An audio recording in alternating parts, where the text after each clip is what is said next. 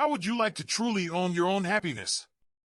Take it away from other people and stop demanding that they make you happy. Your kids are not going to make you happy. Your spouse is not going to make you happy. A big house is not going to make you happy. Own your own happiness and be responsible for doing those things that bring joy into your own heart independently of life, people, money, and all of that stuff. True happiness doesn't come from external factors. It lives inside your heart, not inside your stuff. You have to take responsibility for that peace and joy. People need to challenge their own stories. We often torment ourselves about how we see our lives. We've told ourselves stories as if they were the truth, when in reality, they are just perspectives. Sometimes, we narrate a story that we use to beat ourselves down. Challenge your own story. Change the way you talk to yourself about who you are, what happened to you, and what you're going to do in your life. You wrote the script, so you can change the story. Many of us delay our happiness. We think, when I get to this level, when I get my degree, when I get the kids, when I get married, then I'll be happy. But happiness isn't a destination, it's a journey. Enjoy every step of the process. Every day that you get up and strive for whatever it is you're after, celebrate that day. Celebrate the small wins along the way, not just the big ones at the finish line. Our generation faces a challenge. Gradually, through entertainment, television, media, and every possible way, we are witnessing a dumbing down of ideas. We have traded effectiveness for busyness. Statistics say we are busier than any other generation in the last 300 to 400 years. We are constantly busy, but busyness doesn't equal effectiveness. Ask yourself if you're really being effective, or if your life is cluttered with things that drain you and stop you from being your highest and best self. Are you substituting busyness and chaos for true effectiveness? A group of scientists determined that 80% of the things we do are just busy work and not effective. The average person only spends 20% of their time doing what they are truly gifted at, passionate about, and excited to do. The rest is mundane stuff we all have to do to survive. Imagine if we flipped those numbers around.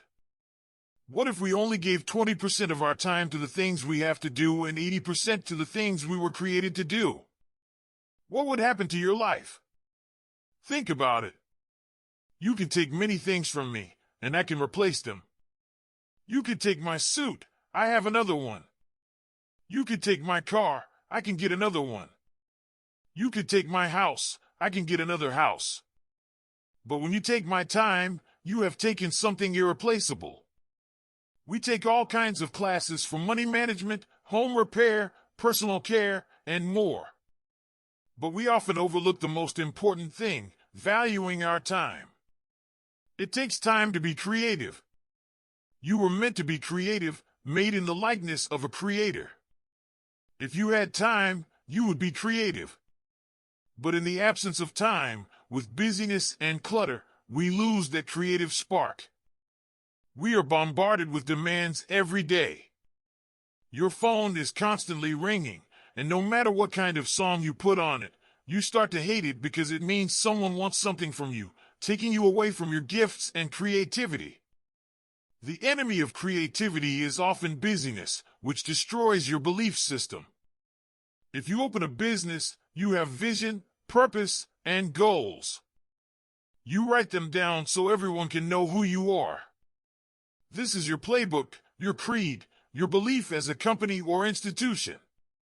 Knowing who you are is crucial. During a tour of Nike, I was amazed by how every employee, even the janitors, could tell me the company's philosophy. They knew who they were corporately, not just individually. This philosophy permeated the organization. If you know who you are, you know who you are not. Without this understanding, others can ascribe any identity onto you, and you will morph into whatever they want you to be. This confusion happens because we don't truly know ourselves. Believing in God is important, but so is believing in yourself. Paul says, I can do all things through Christ who strengthens me. Before he mentions Christ, he believes in himself. Imagine if you truly believed you could do all things. How would you sleep at night? How would you walk around during the day? You wouldn't be intimidated by anyone. You would approach job interviews with confidence, knowing you can do anything. What if you were taught from birth that you can do all things? How different would your life be? To empower yourself, add moments of quiet to your daily routine.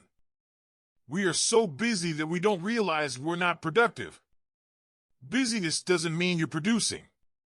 Great thinkers and innovators had time to think. We're moving at breakneck speed, and even in free moments, we're on social media. This destroys creativity. Go back to meditation or prayer.